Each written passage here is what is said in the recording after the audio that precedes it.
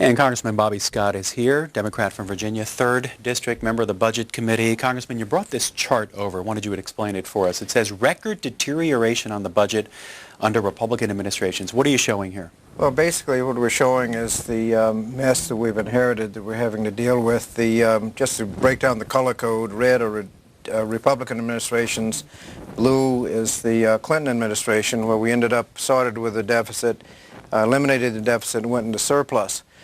We had a surplus projected for the next 10 years of about $5.5 trillion. Unfortunately, when the Bush administration came in, they passed reckless tax cuts that they could not afford, didn't pay for them, didn't cut spending, and as a result, the budget significantly deteriorated. We now have to dig ourselves out of the mess. We not only have a huge budget mess, we have an economic mess. This chart actually produced the worst job performance since the Great Depression, the worst Dow performance since the Great Depression, and we're having to dig ourselves simultaneously out of an economic mess, which requires spending, and the budget mess, which requires fiscal responsibility. So we have to do one thing first. We have to get ourselves out of that economic mess and then get to fiscal responsibility. Why does it require spending? Because the big critique yesterday at the hearing with Peter Orszag, the OMB director, from the other side of the aisle, was that this is way too much. Being criticized from the other side is an interesting situation, because this chart shows what happens when you institute the other side's economic policy. The Democratic economic policy was put into effect in 1993 without a single Republican vote in the House or the Senate. All of them voted against it. As a result of that, we had record jobs, we had record Dow performance, median income went up, we eliminated the deficit, went into a surplus, more than enough to pay Social Security for 75 years. The Republicans came in 2001 and instituted their political economic philosophy. The $5.5 trillion surplus evaporated. We went into over $3 trillion debt. They overspent the budget by almost $9 trillion in 8 years, the worst job performance since the Great Depression. Median income actually down. The Dow Jones Industrial Average worse than it started. Now, we don't start the discussion about economic theory on a level playing field of credibility. We instituted ours, it worked. They instituted theirs, it was a colossal failure. So when we're lectured by the other side, we ought to listen to that debate with that in mind. Their philosophy was tried, it was a colossal failure. Do you differentiate between spending on projects, what we might call appropriations, versus what folks are calling bailout money for companies like AIG and banks and financial institutions? Do you separate it in your mind? Yes, if you're investing in infrastructure and things that will last many years, that's different than spending that will basically be just for this year. Just as a family would make the same distinction. You would make a distinction you wouldn't mind spending more than your annual salary on a house this year.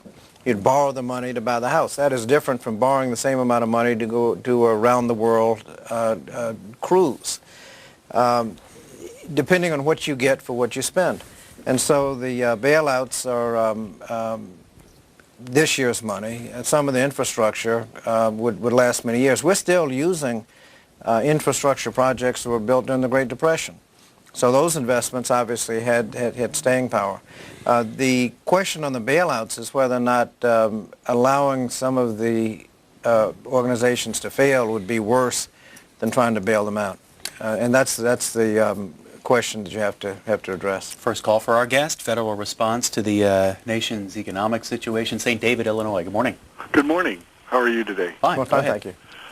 One thing I would like to ask the Congressman, if he would look in the camera and say whether he read the stimulus bill completely before he approved it. Nobody read the stimulus bill completely. I read all of the summaries, the section-by-section analysis. If you actually try to read a bill, it's not very useful, because what's printed in the actual bill are cross-references to code sections that have cross-references in it. Trying to understand exactly what's in the bill is problematic if you just read the 1,100-page document. I think what is useful is reading the section-by-section analysis of what's in it so that you know what you're voting on, and I did that. Caller? Yes, the other question I'd like to ask him is, okay, you know, we're raised as Americans to never sign anything we don't read, which, you know, that's my response. But the other thing is, okay, you voted for the stimulus. Do you approve the 8,500 pork that's been added to the stimulus? There was no pork in the stimulus bill. The pork I believe he's referring to is in the omnibus bill that also passed very recently. It is difficult to receive the criticism on what are called earmarks from the Republicans, because when they took over, the number of earmarks exploded. Since the Democrats have taken over, we've cut the number of earmarks more than 50%, and the number is going down. So to have the other side that had more than twice as many earmarks as we have had, to criticize us for the earmarks that are left is somewhat hard to fathom, as is when they suggest that building up debt is a bad thing. When you look at the chart, they eliminated a $5.5 trillion surplus, replaced it with trillions of dollars worth of debt. We are spending hundreds of billions of dollars on interest on the national debt. The surplus that we had beginning of 2001 was sufficient to pay off the national debt, all of the national debt held by the public by last year. Enough to put all the money back in the trust funds by about the end of Barack Obama's first term. That's what they inherited. They converted that into huge deficits for which we're paying hundreds of billions of dollars in interest every year. On the earmarks are down 50% under the Democratic administration. Monette, Missouri, for Congressman Bobby Scott. Good morning. Bobby Scott, I've got two things I'd like to say right quick. One of them is this stimulus package and this bailout. You know, if we don't do nothing, what's going to happen? I mean, you know, you can just vote no, but it's going everything. We complain about passing this debt on to our kids. If we don't do something, we're not going to have nothing to pass on. Now, the next thing is on Medicare. We need some help for the hospitals and doctors that'll accept the amount that Medicare pays. If we don't, the government build some that will, or yank the license of them that don't, because the government controls who licenses these people, and if they don't want to give us health care for what the government can afford, well, take their license away from us and build us hospitals that will take the, you know, what you pay them. Mr. Scott. One of the first questions was, if we do nothing, then what? We were losing hundreds of thousands of jobs a month. The stimulus package hopes to create or save 3.5 million jobs. If we don't do that, that would be 3.5 million jobs that fewer than we have now, and you end up in a spiral. That's 3.5 million people that aren't buying cars, aren't spending money, and the economy just goes south from there. The challenge is making the temporary spending this year and then getting back on track to fiscal responsibility, because in the long run we're going to have to get the budget back in order. We have the Social Security Trust Fund coming to a point where well, I have a chart on the Social Security Chart Fund. Social Security is right. This is the cash flow for the Social Security. You'll notice that the blue lines up to 2017 we're bringing in more than we're paying out. After 2017 we'll be paying out more than we're bringing in. The first line below that is $300 billion. The next is $600 billion. Obviously, if you don't have enough money in Social Security, it's going to be hard to maintain Social Security. We had the present value of the shortfall for 75 years is approximately $4 trillion. We had a $5.5 trillion surplus in 2001 that we just lost through fiscal recklessness. We have to get back in order to get the surplus so that we can afford Social Security in the future. We can do that, but it's going to take some tough choices. Your colleague in the House, Wally Herger, the congressman, asked about debt yesterday at one of the hearings on the Hill. Here's a short portion. Mr. Secretary, I respectfully disagree with you, but my question again was, where is this money going to come from, and is China going to be able to continue with a bad economy to continue investing in us as they have in the past? Congressman, the best way to for us to sustain confidence in our country is to act to solve these immediate problems we inherited and to try to get the economy back on a path to sustainable growth going forward. Now, that's a necessary condition. It's not sufficient. As we do that, we often have to commit to bringing these deficits down in the future. If we do those things together, we're going to be able to sustain confidence in the American economy and American financial system. The alternative path, as I said, for us to stand back, hope this resolves itself, would leave us with a deeper recession, higher deficits, higher debt, and much greater risk of long-term cost to our economy and our capacity to grow as a country. Congressman Scott, your committee budget, we'll hear from Tim Geithner, the Treasury Secretary, tomorrow. But to that question, where is all of this money coming from? Well, this chart shows what's happened to the foreign debt, American debt held by in foreign countries. It shows that the black line shows that there would be no debt held by foreign countries because we're going to pay off the national debt in just a few years. Unfortunately, that debt has exploded. Much of that debt is China, Saudi Arabia, Japan. It has foreign policy implications, obviously, when foreign countries own that much of your debt. We have to get the budget back under control, and you can eliminate the foreign debt if you eliminate the debt. That's what we need to do. That's what we were on track to do in 2001. And because of decisions that were made in budgets, we eliminated that surplus and went very much in debt, and that's why the foreign held debt is exploding. Kirk Hove in Minnesota for Congressman Scott. Good morning. Yes, Congressman, I hate to say it, but I'm afraid you're being quite disingenuous in actuality.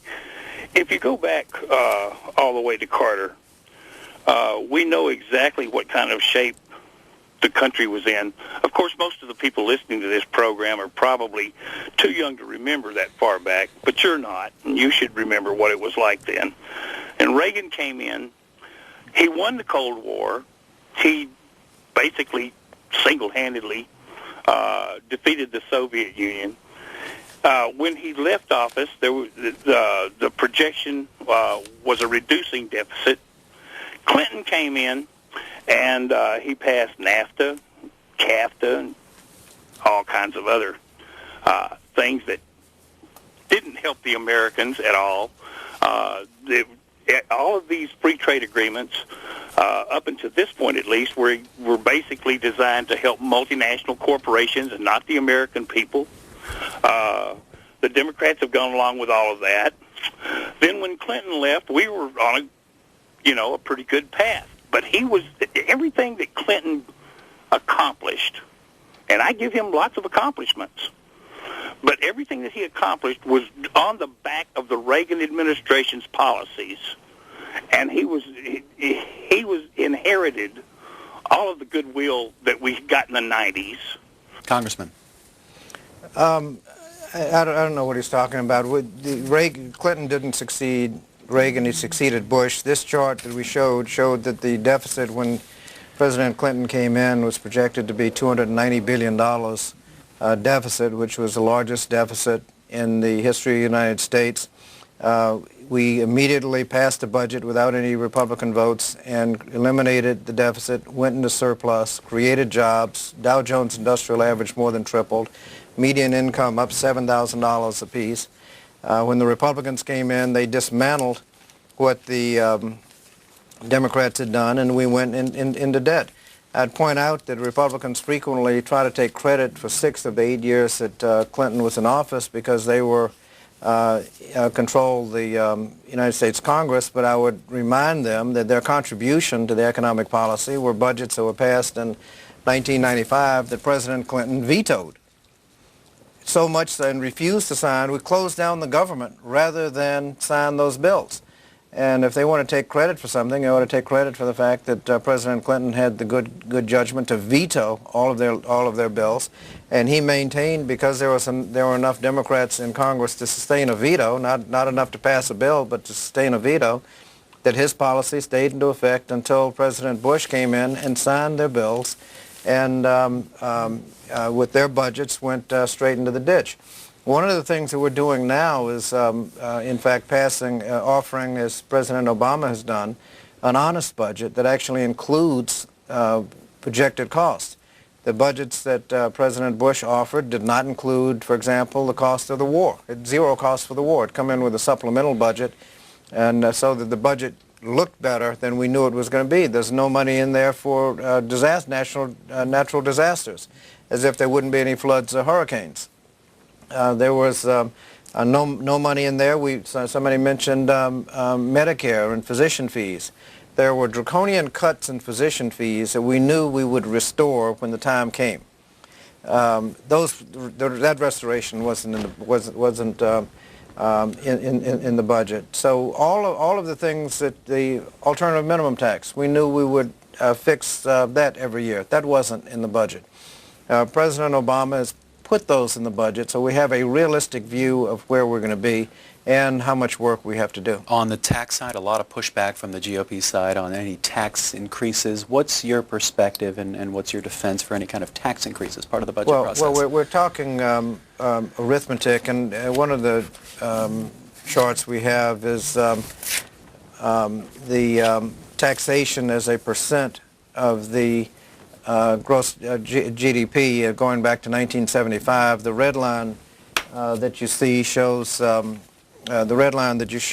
shows the taxation, and the blue line shows the expenditures. And you'll notice in the late 90s, when President Clinton was in office, we were bringing in more than we were paying out, which was a surplus. But as soon when you get to the peak, that's when President Bush passed all of his tax cuts for the wealthy. The revenues sank, and the spending actually continued to go up, and that's why we had the long-term deficit. We have to make sure that we're bringing in the revenues, and we have to get spending under control. The present situation with all of the bailouts and the stimulus package this year will be way out of control. I mean, there's nothing you can do about that, because that's a situation we're in. The challenge is getting everything back under control. Fremont, Indiana, you're on with Congressman Bobby Scott. Good morning. Hi, thank you. Sure. Representative Scott, if I could, I'd like to just challenge the thinking of that last caller. Wasn't it a fact that the Democrats funded the Cold War 40 years prior to that and helped create the collapse of the Soviet Union by putting pressure on them? Would you agree with that? Well, the Soviet Union collapsed, and I think it's fair to say that very few people saw that collapse coming, so if you didn't see it coming, you can't attribute cause to it. But I think going back that far in economic policy is not helpful to today's economic mess that we're in. One of the things that helped us get the budget under control under Clinton is that we continued what actually started under the first Bush administration, and that was a process called pay-go. If you offer a new spending plan, you have to pay for it. If you cut taxes, you either have to raise somebody else's taxes or you have to cut spending, you have to pay for it. When President Bush came in, they eliminated pay-go, and they could pass massive tax cuts without having to bother to pay for them. They can increase spending without paying for it, and overnight the fiscal responsibility went out the window. Noblesville, Indiana. Yes, I have a comment and a question. Okay. My voice is very shaky because I am very, very upset, as many members of this country are. Your charts show, you're pointing fingers at Republicans. I'm calling as independent. Used to be a Republican, but now finally woke up to what's really going on in this country. We'll never get anything accomplished if you point fingers at the Republicans and the Republicans point it back at you. We can go back to, this is my comment, and then I have a question. We can start back with President Jimmy Carter, when he was the first Trilateral Commission president that was brought in by Brzezinski and Rockefeller, who, by the way, are really backing Obama. He put in the Community Reinvestment Act, which forced commercial banks to give money to people to buy houses they could not afford. Okay, that started, and then we go on, and then we talk about Bush 1 with Carla Hill's Trilateral Commission. They architected NAFTA. Clinton comes in, and you show everything's great with Clinton.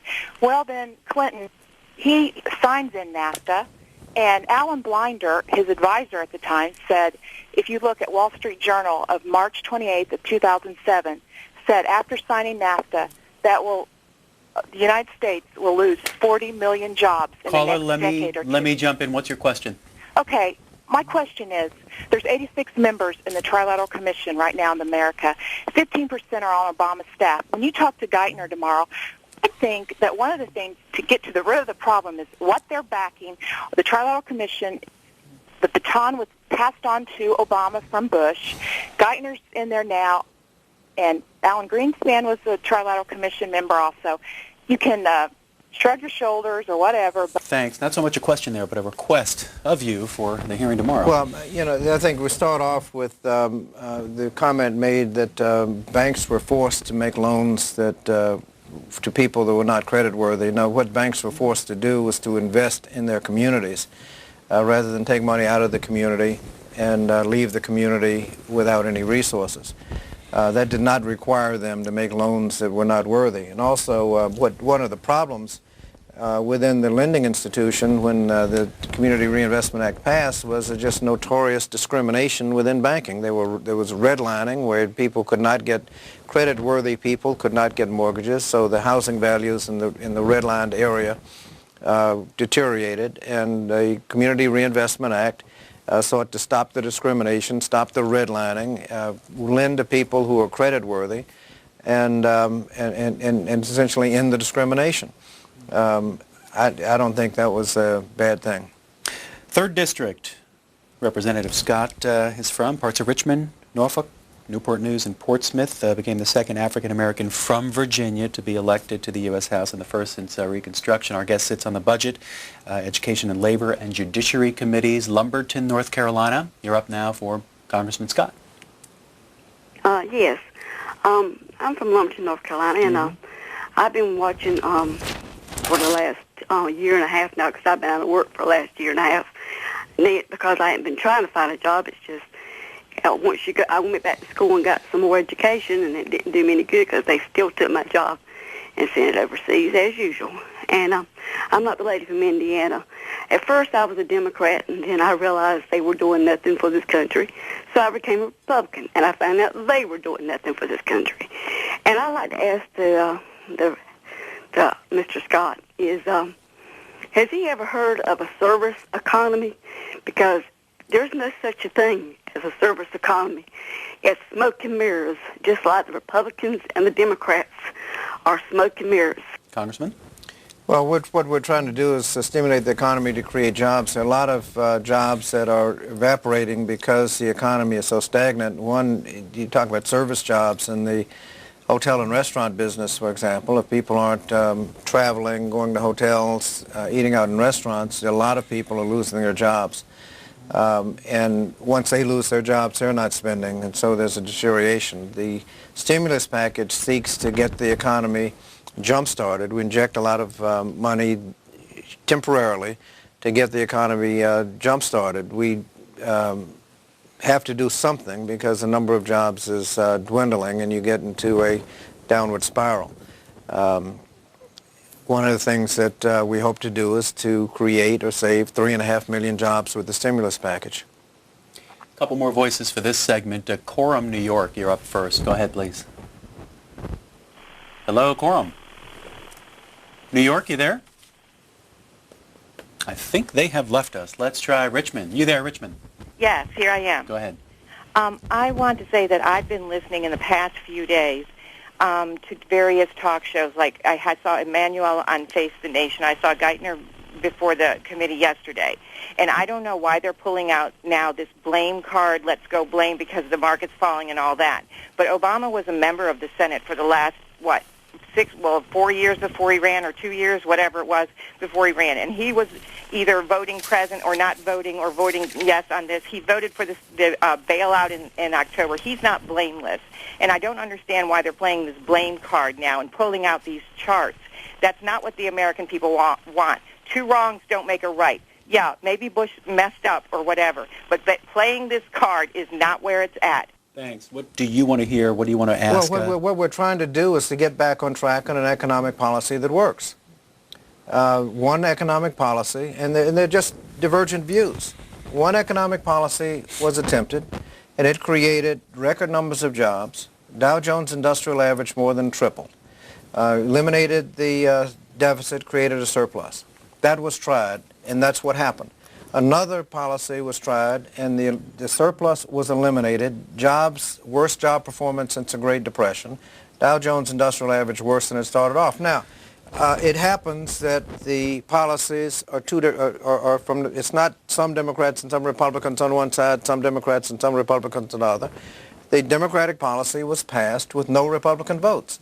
Now, when we are lectured on economic policy and they want to continue the policies that got us in the ditch, that has a blame game partisan aspect to it. But what we're trying to do is to go back to the policies that worked.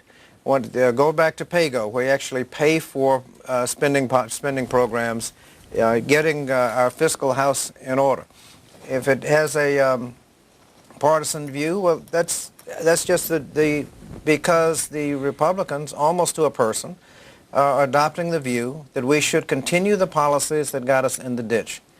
If it has a blame game aspect to it, I don't know what else you can do. Just a minute left. What will you be asking the Treasury Secretary tomorrow when he goes before the Budget Committee? What do you want to know? We'll be asking well, he's going to be talking about many of the investments. The budget will invest in health, education, and energy. The budget that we have will make those investments. Hopefully, I've introduced a bill, the Youth Promise Act, which will look prospectively and try to reduce juvenile crime by investing in young people before they get in trouble, rather than waiting for them to get in trouble and spending more and more money on incarceration. We need to make sure we make those investments. That's what the Obama budget is attempting to do, investing in our future to make life better for everyone in a fiscally responsible way. We're paying for what we're doing. Representative Bobby Scott, Democrat from Virginia, 3rd District, member of the Budget Committee. Appreciate your time this morning. Thank you.